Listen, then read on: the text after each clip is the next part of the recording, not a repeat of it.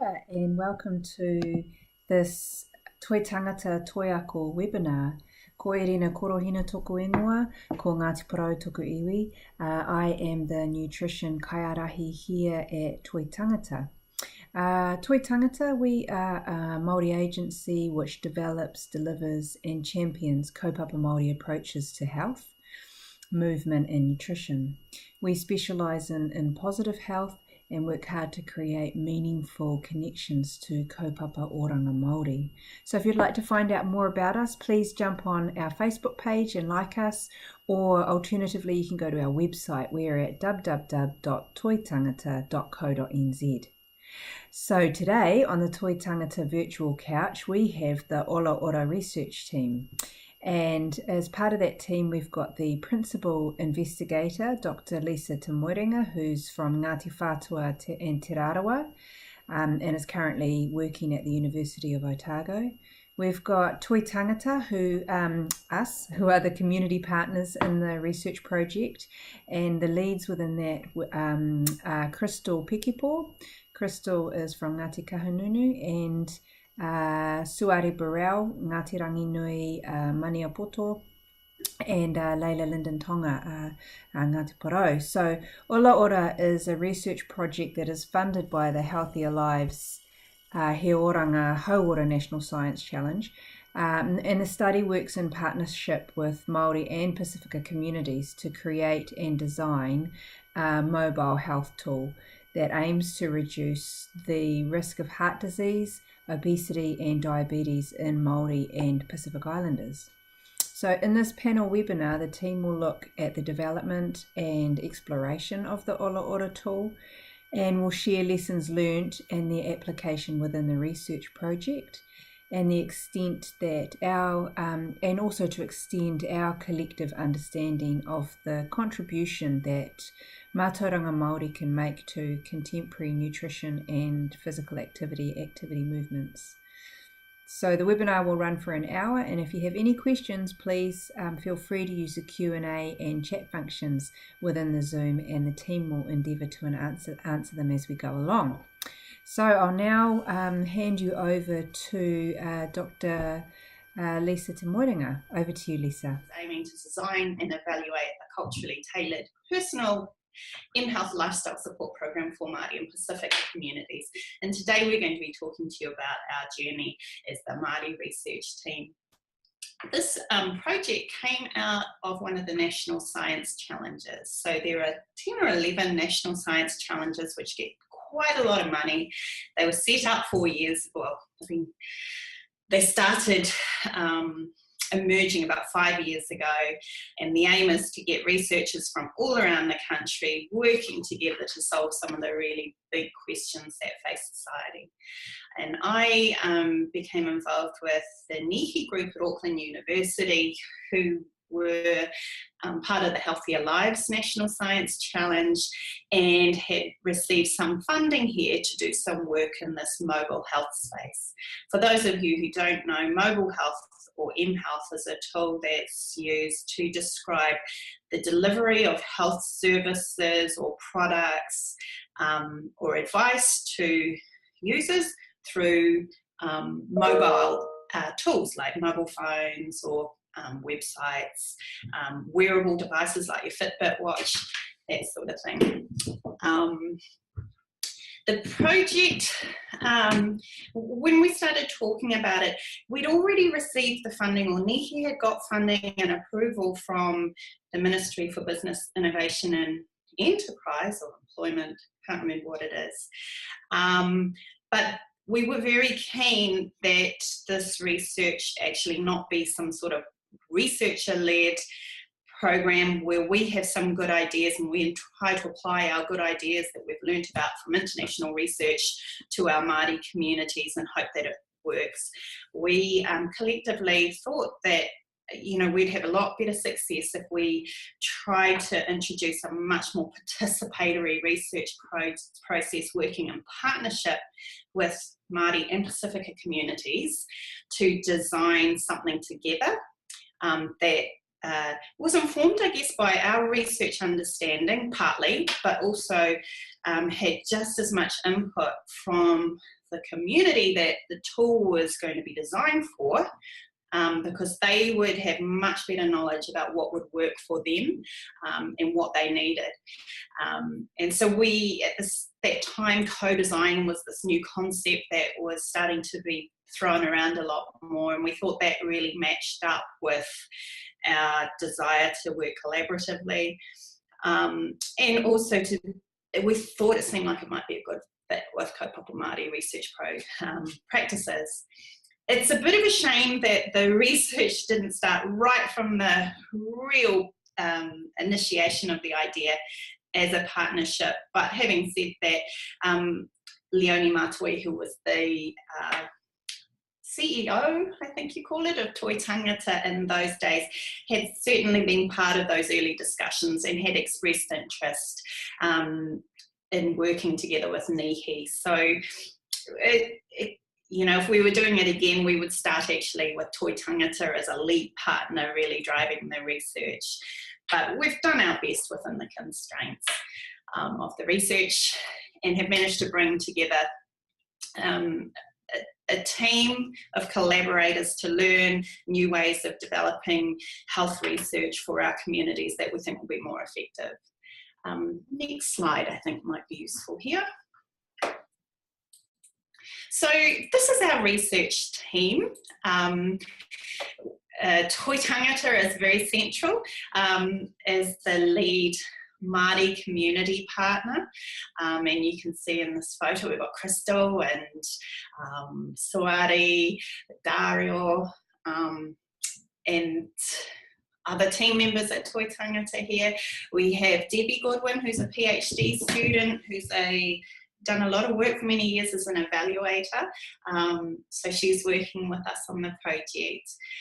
We had Janelle Dimas, who was with Te Haoranga. She was partnering with Toi Tangata to help us to engage with community. She's now with Te Hapai Hauora as a manager there now. Kelly Corrigan and Leonie Matui, who I mentioned earlier, were with us at Toi Tangata right from the start, but both of them have moved on to bigger and better, possibly better things, or new things. A very important person in this process was Rangi Maori Mules, who has been to Stanford and learned a lot about co-design, and she actually taught the whole research team a lot more about this co-design process and got us starting along the way. And recently we've had Leila Lindentonga join us to help us recruit for our study. What else was I going to say here? Just checking my notes. That's probably our team in a nutshell. We also work with some Pacifica colleagues, so they're running a parallel process, and we're working with the Whono in Auckland and also the South Waikato Pacific Trust as well. So, you know, it's a really fabulous team here.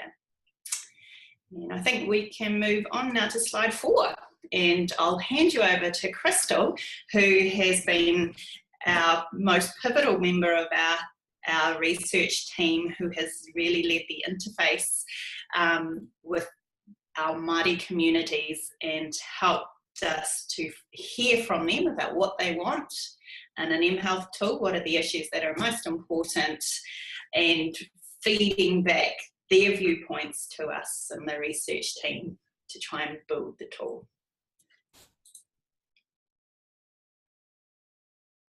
So Crystal.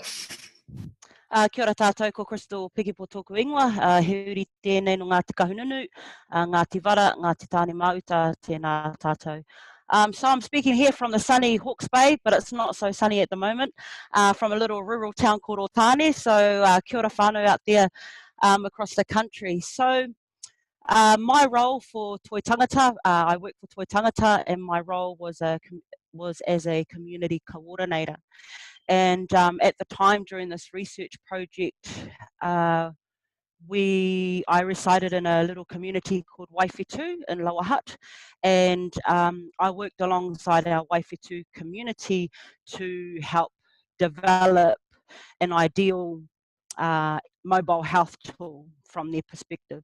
I guess when we look at co-design, co-design was relatively new to our organisation.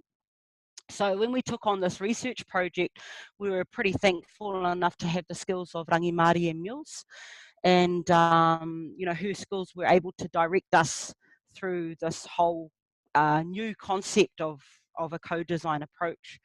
Her knowledge as a social innovation advisor and co-design specialist has contributed hugely to my own approach, Hekenga knowledge around Maori co-design.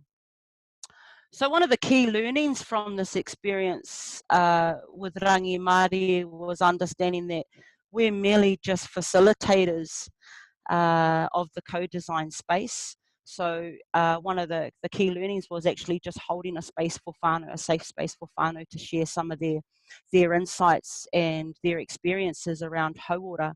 And it was really a huge learning, because you have to navigate all the different conversations that are coming from different whānau, and that made you, it enables you to understand that, you know, health and well-being isn't a one-size-fits-all approach, and it's about navigating different whānau systems and different priorities and lifestyles in order to create something that was meaningful and authentic.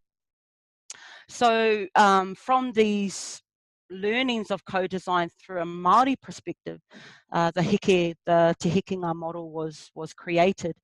And the Te Hekenga was a model that was created to help whānau navigate that whole co-design process, because co-design was relatively, well, a new, well, it wasn't really new, because when you kind of dig a bit deeper into co-design, it's pretty much ingrained in our whakapapa. Design is a space that we as Māori and Pacific Island people are quite comfortable with. So I guess it was reshaping that whole mainstream ideology around co-design into a kaupapa Māori perspective. And so having Te Hekenga was the idea of the actual kōrero tuku iho to help navigate the whole process around whānau's idea around hauora.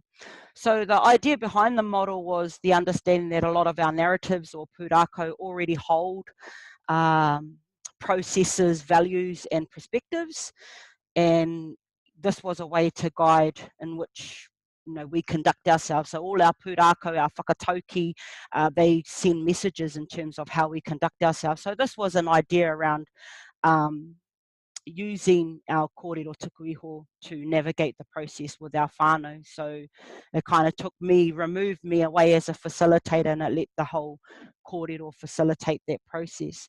So Te Hekenga was a tool where we looked at change, challenges, resources and goals. So ideally with Hawaii, when we kind of look back into our kōrero, Hawaii was the idea of change.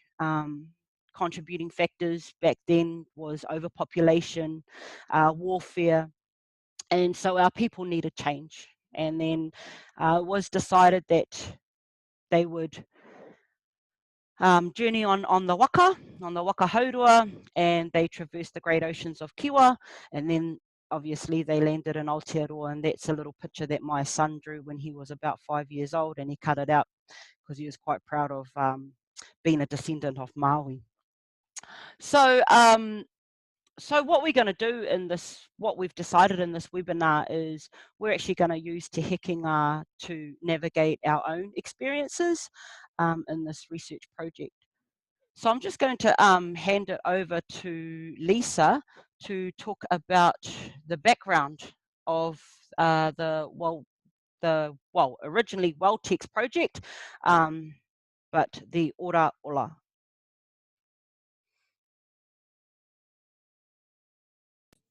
Need to unmute myself. So the Te Hekenga model really matches really well with our Pākehā understanding of what co-design is. So co-design for us is actually quite a different way of approaching research. Usually we might have an idea we build a hypothesis, and then we go out and try and test our hypothesis to see if it works.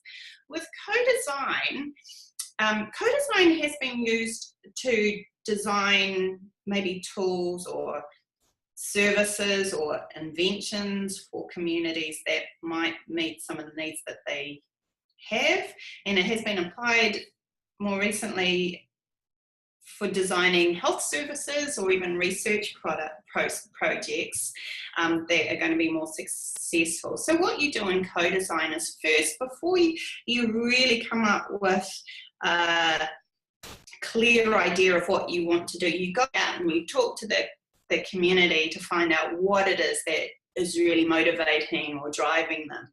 So in our project, we had originally thought that we would develop a mobile health tool, and the NIHI group had some success with text-based tools in the past. So they've been delivering work with people with diabetes, sending them little text messages regularly to remind them to take their medication, to think about what they're eating, to exercise. And the feedback they had with working with communities was that this was really effective. The communities liked getting a text message. They didn't have to have mobile data. They could engage quite quickly with the message or read it without having to go to any website links and those sorts of things. So NIHI had sort of come in with this preconceived idea of what the mobile health tool might be, but because we decided to apply a co-design approach and be true to that approach, we actually put that aside and decided first we would find out from our community what they thought was really important about health, what health and wellbeing meant to them for their whānau, and to try and find out on a bit more of a deeper level something about their hopes and dreams in terms of health for themselves, but also their whānau, hapu and iwi. We're drawing on Māori models of health and kaupapa Māori research rather than Pākehā research, which was often much more centred on an individual. We started with whānau and iwi being much more important. We wanted to find out from them in terms of their health, what would be the barriers to them achieving good health. And then because we did have this parameter where we wanted to design a mobile health tool, but we didn't want to be too directive, we did try and find out from them too what sort of mobile tools they use and how did they imagine using mobile tools to support their journey to health and well-being. With the co-design process then, that meant we gathered information, we recorded it, we used all sorts of novel processes, generative processes with our communities, getting them, instead of having boring old focus groups, which some of you might have been part of, which, often led by a researcher with a couple of questions and they're trying to capture information around those questions. We took a different approach. We brought out all sorts of fun things like Play-Doh and paper and materials and got our community to think really creatively about showing us what health and well-being meant in a creative way and having a conversation. We think actually we came up with information that was a lot more creative and interesting, and we got better insight than we would get through those traditional ways. So that then allowed us to define some of the things that seem to be important for our community in terms of health, and then that we were able to use that to come up with ideas for solutions in the mHealth space that might help our communities. Based on that, we were able to go back to our community and say, hey, these are some ideas. This is what we heard you say you want. These were the problems or the issues that you said you wanted to focus on in the future. And here are some ideas about how we might be able to use mHealth tools to support you in those goals. That allowed them to provide us with even more ideas and say, hey, yeah, that works really well for us, but no, that's a bit rubbish. And eventually, taking all this feedback on board, we started prototyping a tool. And again, working with our community partners, especially with Crystal, to really turn that prototype into a working mHealth tool that we could then go out and test. What was really exciting about this process for me, or really interesting as a researcher, is just seeing that these models, Te Whare Tapawha and the Whono Whale, which try to describe what health and wellbeing means to our whānau and communities, actually came out unprompted from our communities. So that we heard from our community that cultural connectedness and spiritual well-being and mental well-being and family well-being were as much an important part of health as the whole physical well-being, the tinana side there. And so it was really good verification and validation that a Pākehā-centred approach was not necessarily going to meet the needs of our own communities here. What else was I going to say? Well, for me as a researcher, I guess that was super validating, I guess. And I think it showed us that we were really on the right track taking this co-design approach. Interestingly enough, from our feedback process, we learned pretty quickly on that our communities we're looking for a bit more than a mobile or text-based tool. So when Nihi were doing their text-based tools, that's probably 10 or 5, 6 years ago now that they were delivering that sort of service. But this whole mobile space is moving really quickly. These days, almost everyone has a smartphone. Our communities might not know what a smartphone is, but they actually all have one. New Zealanders, Māori, just as much as Pākehā New Zealanders are really well connected and with smart devices and to the internet. So actually an app-based delivery of a health and wellbeing tool was what our community said they wanted. You know, that text-based tool's probably still a good thing, but not as exciting, I guess, to our community. That doesn't mean we've dropped those ideas and learnings. We've got text sort of capacity in our tool, but we've been able to develop something that's gone beyond a text-based tool. Crystal, did you want to come in here and give us some perspectives of how things worked with the community and their experience of our research process? I guess as a community coordinator, this was an opportunity for community voices to be heard, to be leaders of their own wellbeing. In order for us to start with the idea of a mobile health tool, we had to understand whānau perspectives of hauora. So, you know, what does it mean to them? What is their idea of hauora? Their own whānau well-being, their own values and principles, and possible barriers that prevent them from being where they need to be in terms of hauora. So, an insight of this process, I guess, when we themed up the needs of our community, whānau viewed hauora as a form of maintaining connection to whānau, participating in activities as a collective, maintaining contact and strengthening relationships with tamariki and mokopuna, and making themselves available for their whānau.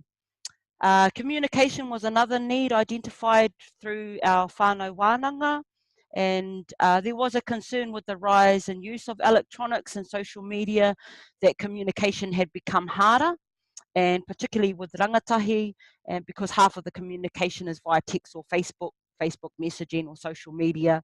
And so this was huge for us because, you know, we're trying to develop a mobile health tool. So we had to make sure that what we are creating was going to be safe and ensure that those lines of communication, our kanohi, were still open. Another insight basically was whānau wanted to ensure that if they are participating in any form of activity, that with, you know, in order to be well and healthy, that it must also be fun. And, you know, they didn't want to participate in something just cause.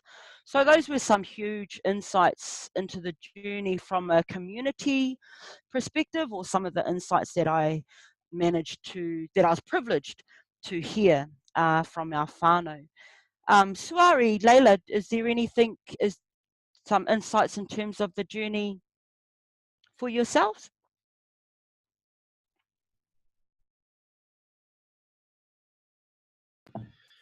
Aro mai, Crystal. I was trying to find the mute button. Kia ora tātou. Yeah, I was just wanting to maybe link the two positions or the two frames that we've got in front of us with your and Lisa's perspectives around. We really kind of got really raw or a really raw and organic, fluid or whatever, fluid approach or fluid experience on understanding the way that Māori adopt and adapt to technology as a platform for improving their health with whānau and within themselves. So we also we've learned and we've grown around what it looks like, because often Māori models in health have been really good at understanding how we can do that and why we would do that, but we haven't actually got much in the kete in terms of what that looks like. So we viewed the development of the app alongside whānau as an item or something tangible, like it's something Crystal was always clear with the research team about, which is moving the intangible elements of who we are and what we do as Māori into a tangible artifact, if you like. And I think that's been the space that has sat between the researchers' understanding of the app that we're involved in and in the communities. I also think it's important to echo what you've said around, you two have both said around the social innovation aspect that you can see with an emerging health technology. So what you've got there is you've got in a sense a wider invitation to utilise legitimate narratives and pūrākau from our whānau to help shape that journey. And I think that was one of the key inputs that we've helped embed in the project, Crystal. So yeah, those are just really good overviews of what we've learned and just so far where we are so far. Kia ora, I might just jump in too. Kia ora, thanks Suari. Hey, listen Lisa, I just wanted to ask a pātai too around looking at the research. What are some of the challenges or and highlights that you have around with the research?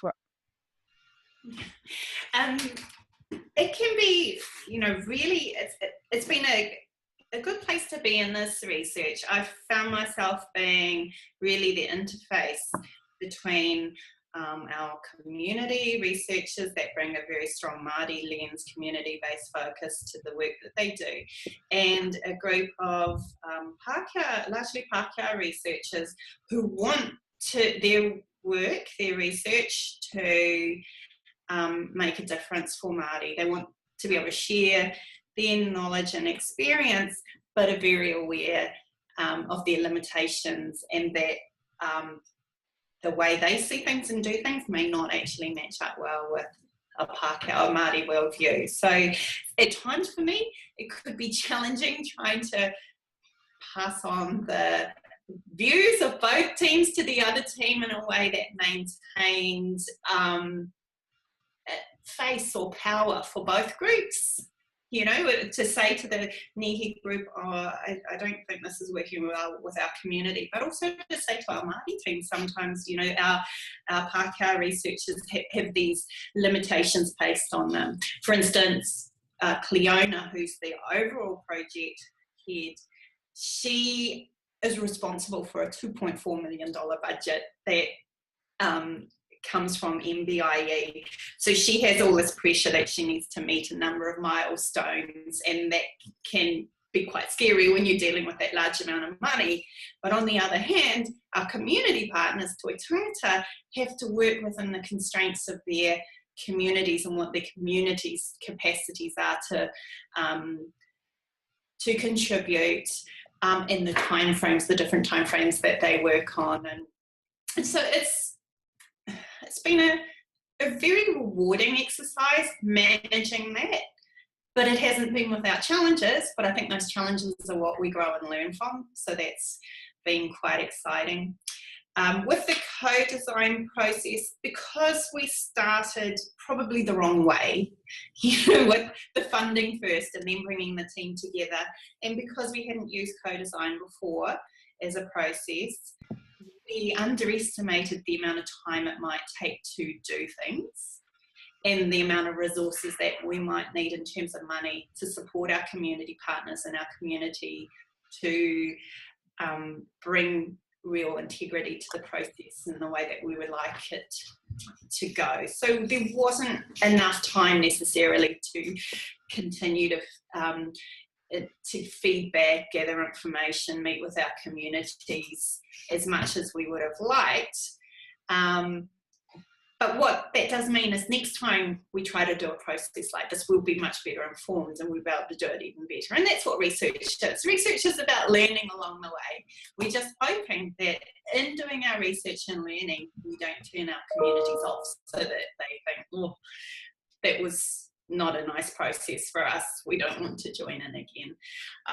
So hopefully we've done we haven't damaged relationships, and actually I'm hoping that our communities will see what we've come up with as something that has real value for them, and that they might want to continue to be partners in this sort of research in future.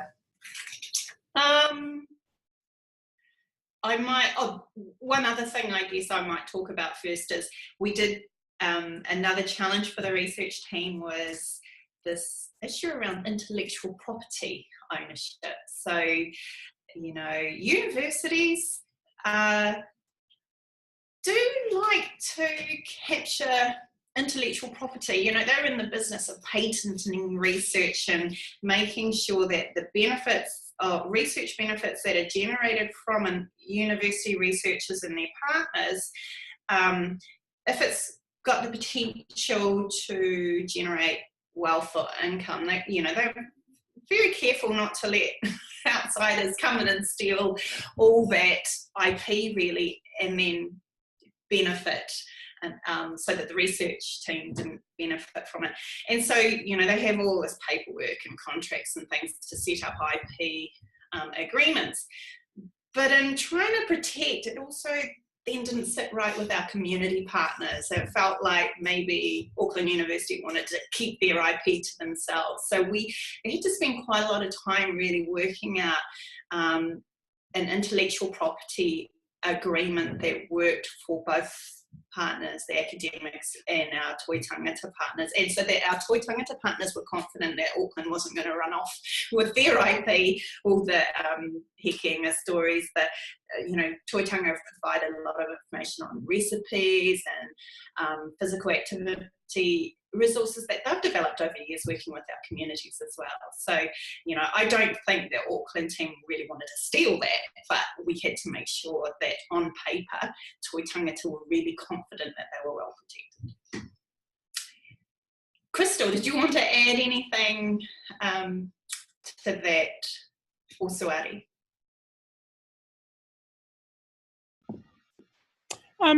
Yeah, I wanted, in terms of making the most of the opportunity, I wanted to share with the audience or the participants today that we as a team had to understand all of those learnings and all of those challenges that come from those learnings are actually common themes in the literature around, like, an area that they call information and communication technologies for development. So there's a body of thought within the research world around how we take information and how we create technologies to develop people. So in the co-design vein, we're looking at the way that we can use, basically like Crystal said, how we use co-design as a tool to for social innovation. So in order to understand that, we have to have some sense of how those things work. Anyway,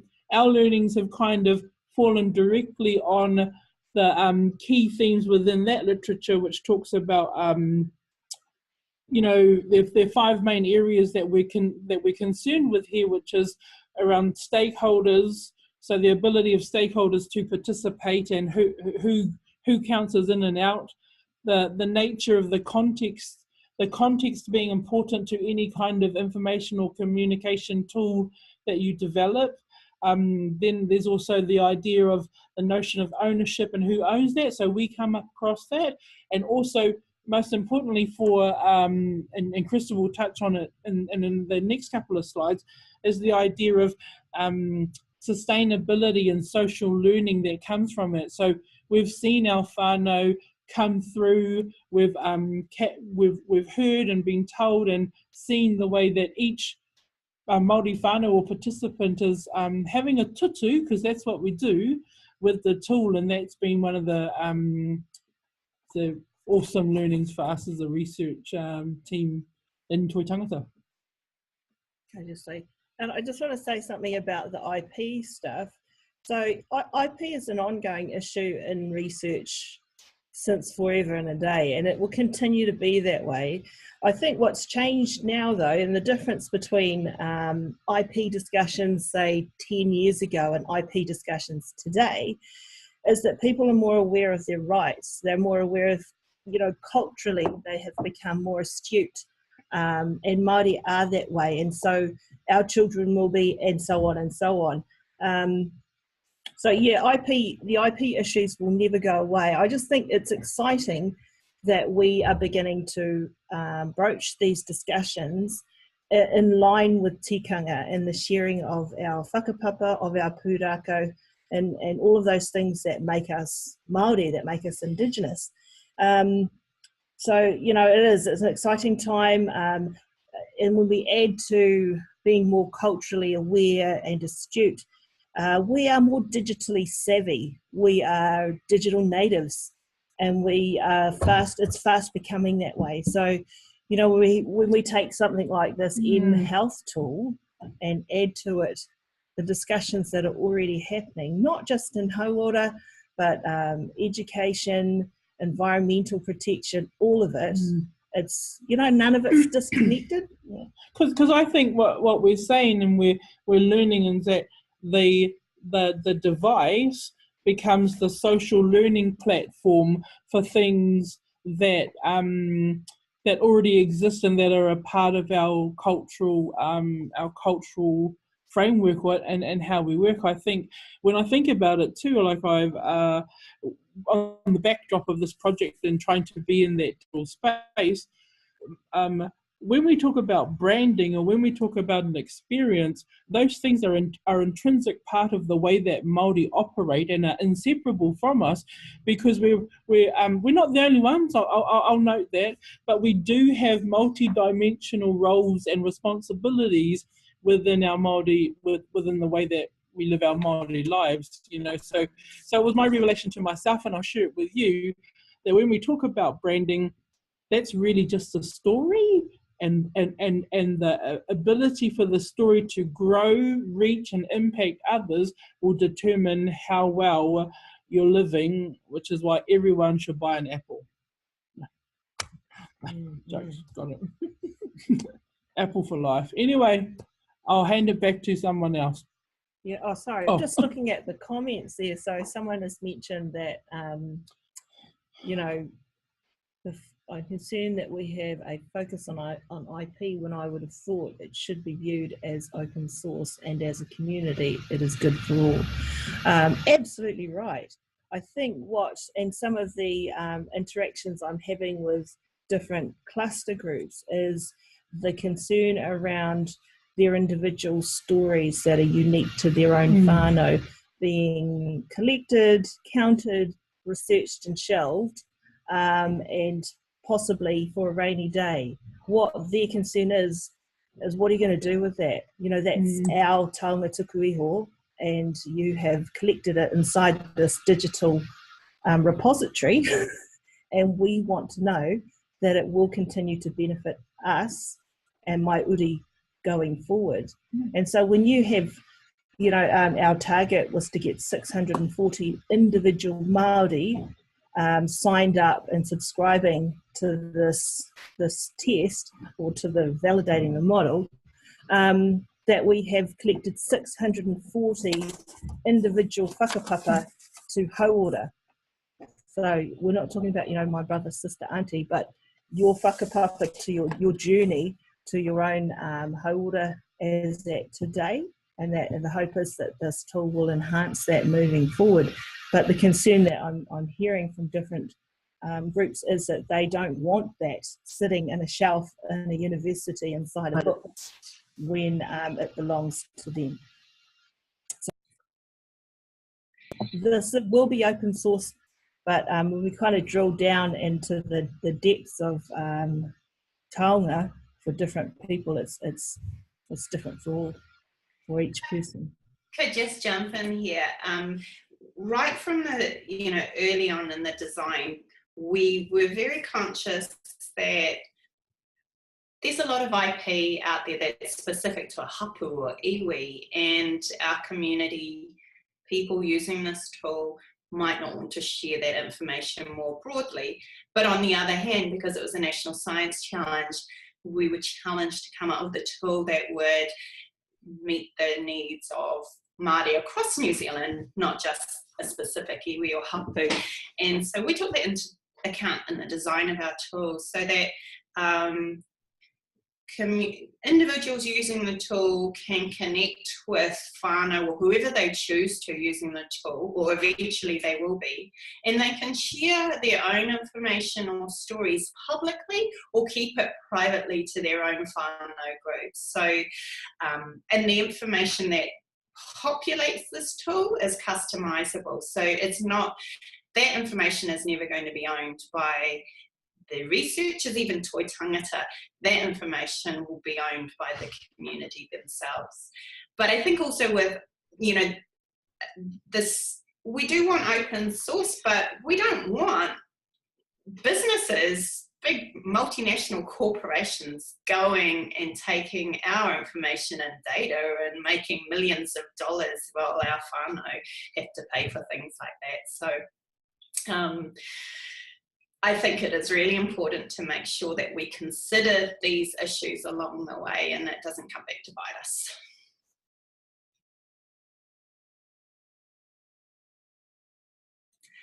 Anyway, in the interest of time, I'm wondering if we should move on. And Leila and Suadi, I think you were going to talk to us about what we're doing now with the testing of our app, and your experiences that you're having with our communities who are actually using the tool right now.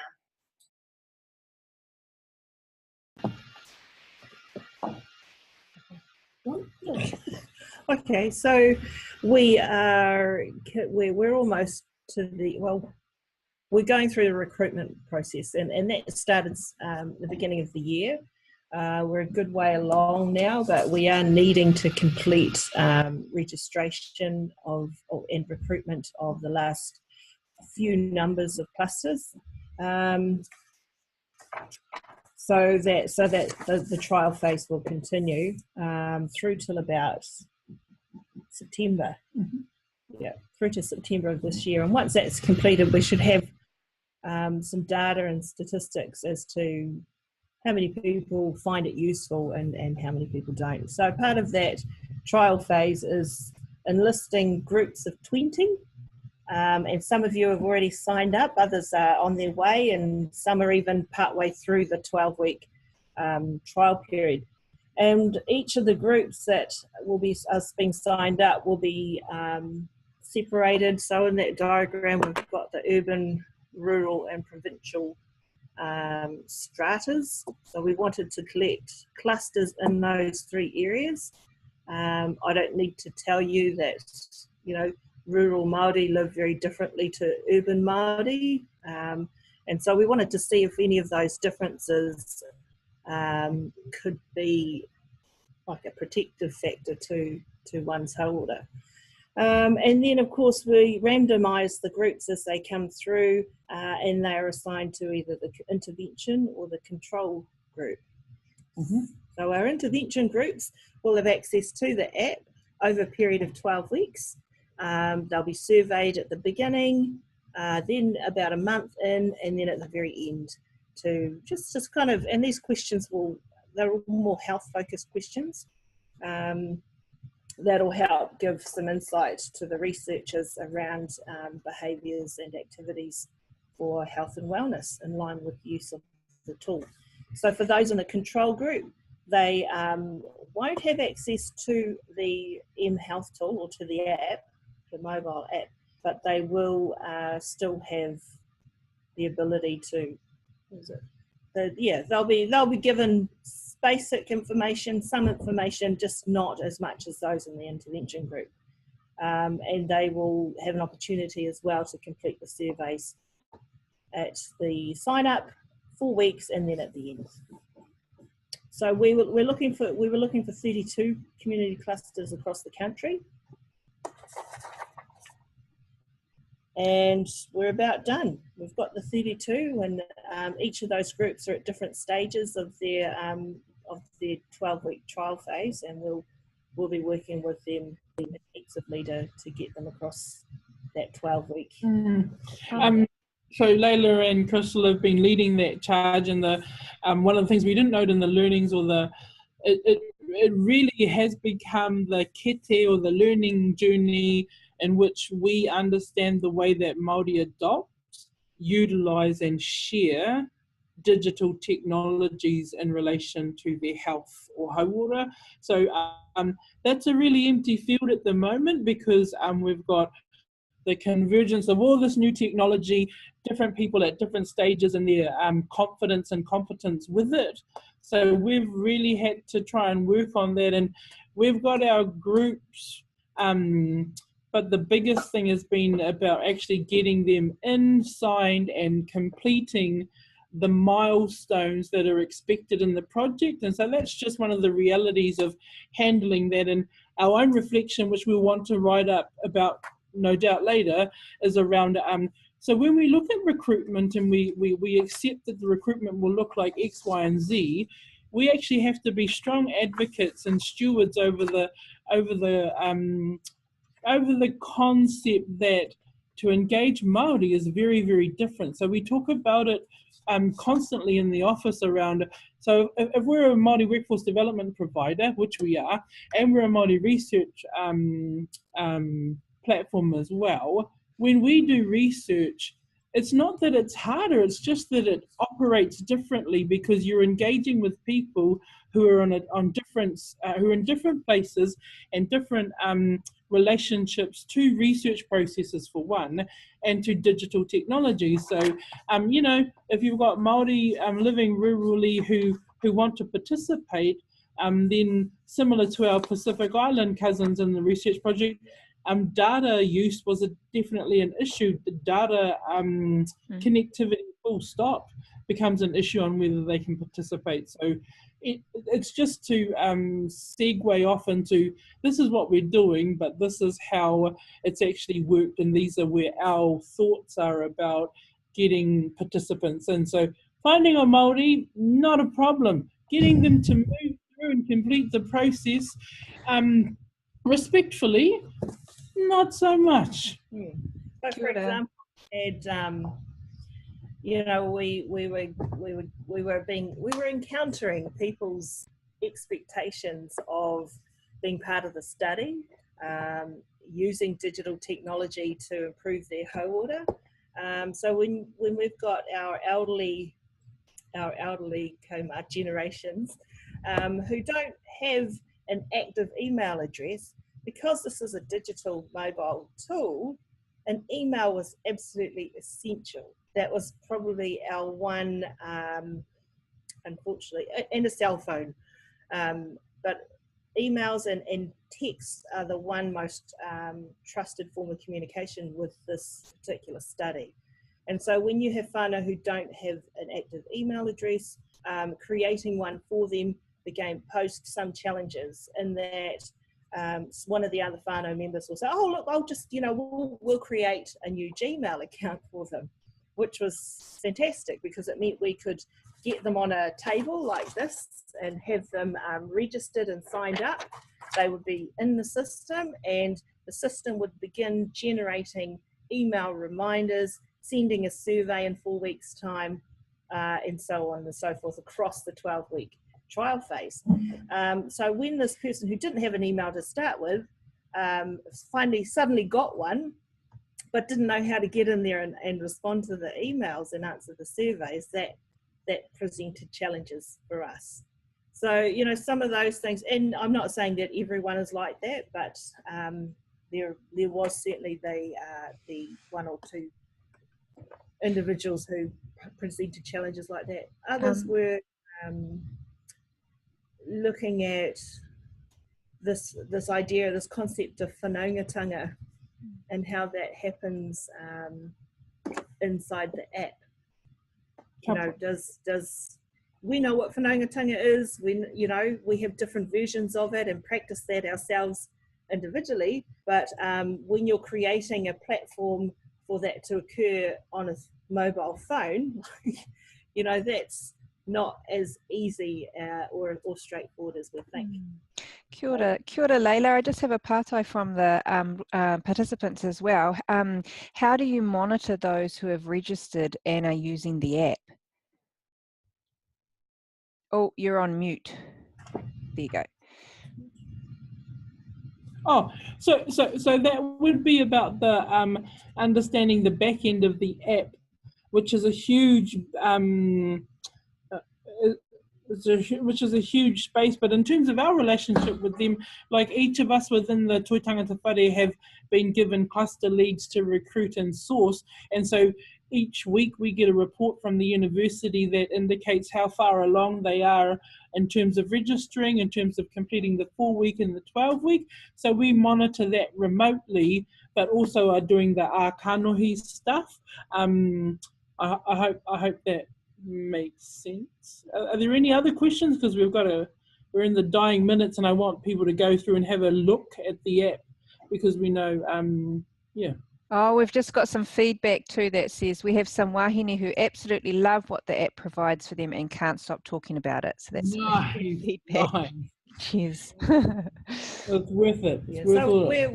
we have the regions that we've signed up include Auckland, Northland, Waikato, East Coast, Hawke's Bay, Central Hawke's Bay, Wellington, Horowhenua or Manawatu, Nelson, and Hinamo, Nelson and Hokomo, Christchurch. Hastings.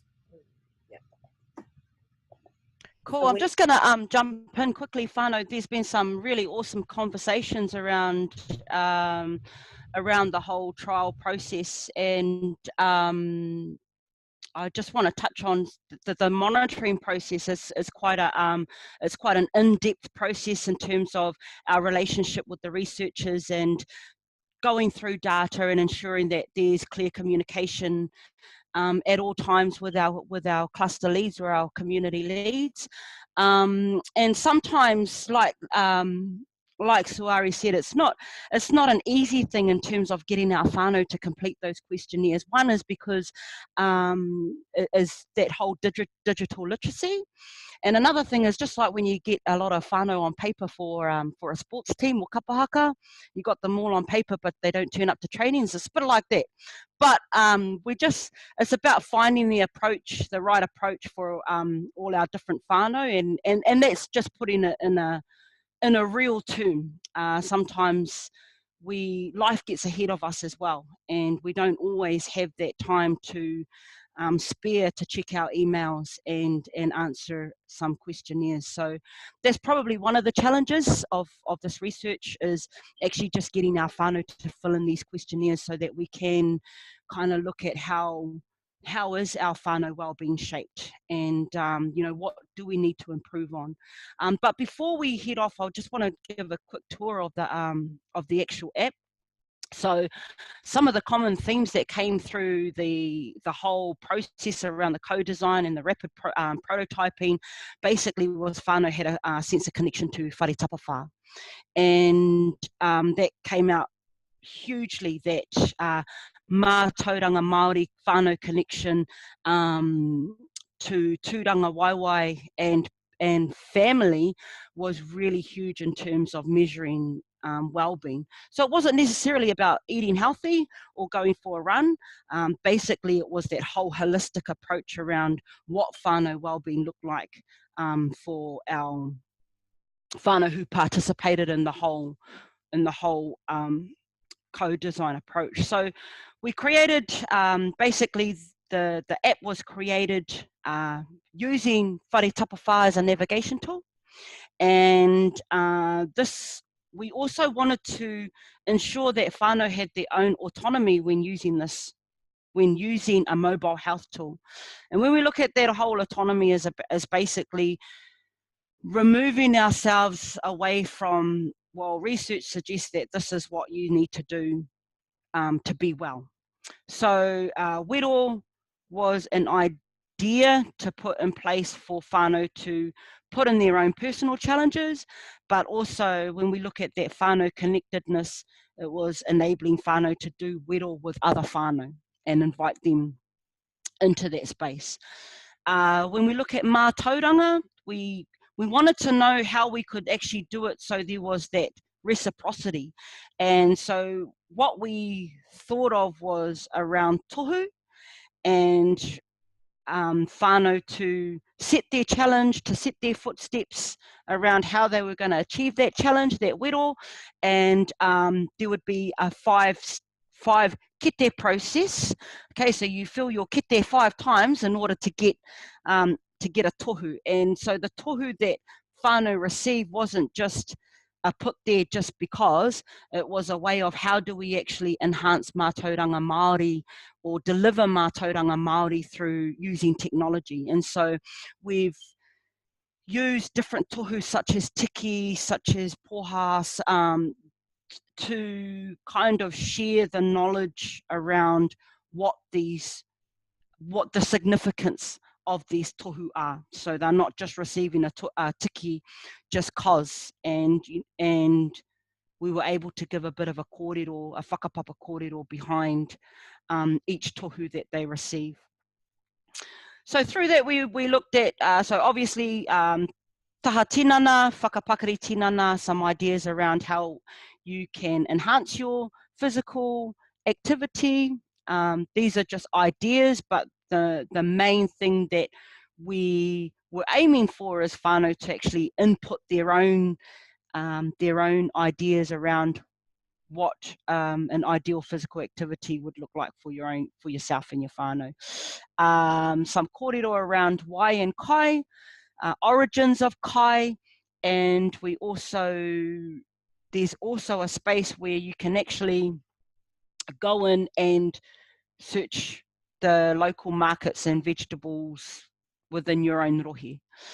Some tikanga around gathering kais and wai Māori, ngai Māori, and also how we can actually use whakatauki to help strengthen that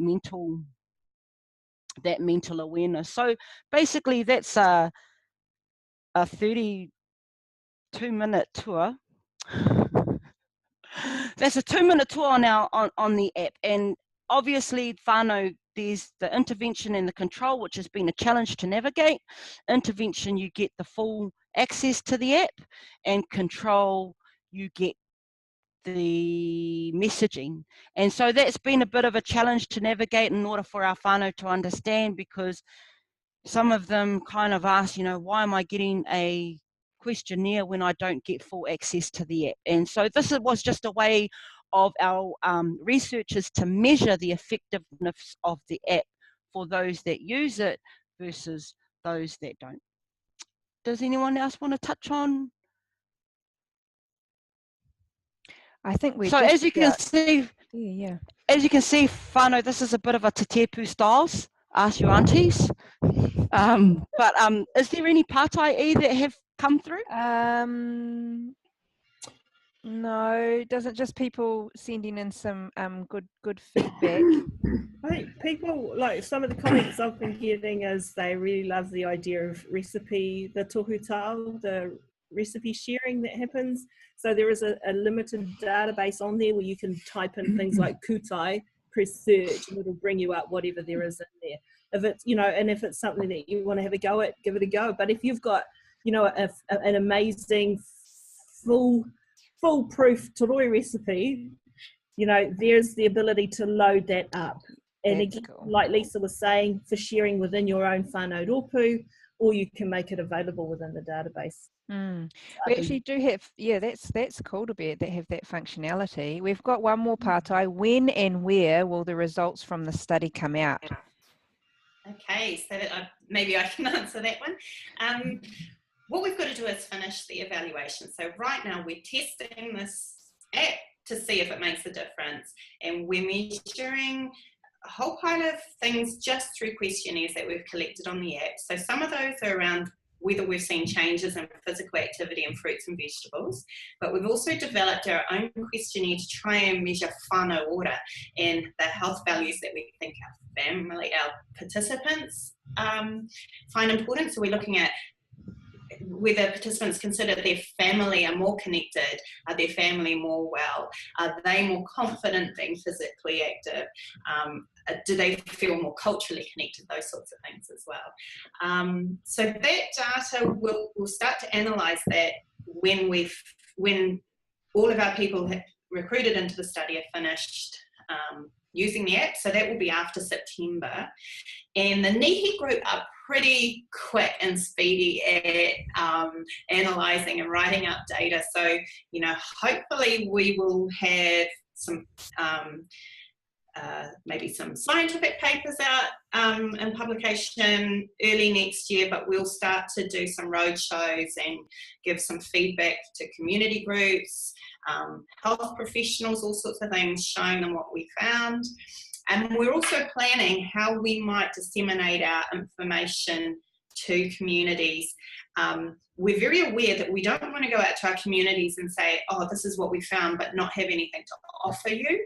We want our communities to be able to use the tool, but also we want to make sure it's the best it can be. So we'll be thinking about whether we give people a beta version or if we try and make it really good before we start rolling it out.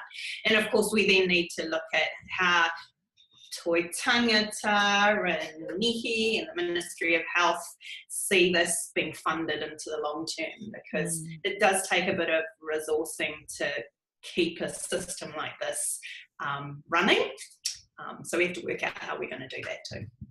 Kia ora. And we've got one final pātai. Will it be free? Will the app be available for free?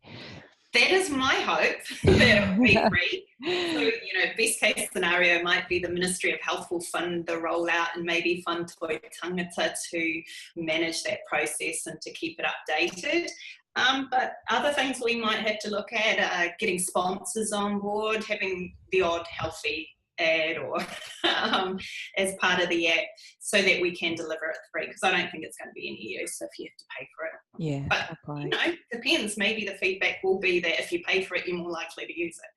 I don't know. It's all part of our journey. Yeah, absolutely. Well, kia ora. I just want to, we'll close off now. I don't think there's any more pātai. I just want to say big mihi and thanks to our panelists today. We will hopefully get you guys back on when, we're at the next stage, or Ola Ora is at the next stage, and we can have another kōrero about that as well. And thank you very much to all our participants. It's great to have had you along.